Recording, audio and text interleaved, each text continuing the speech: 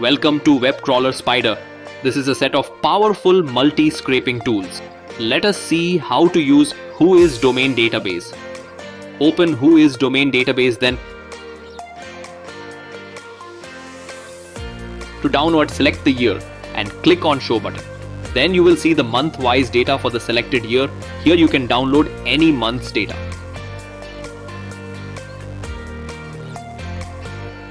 Here you can download the data of globally registered domain details like domain name, owner name, registered date, etc.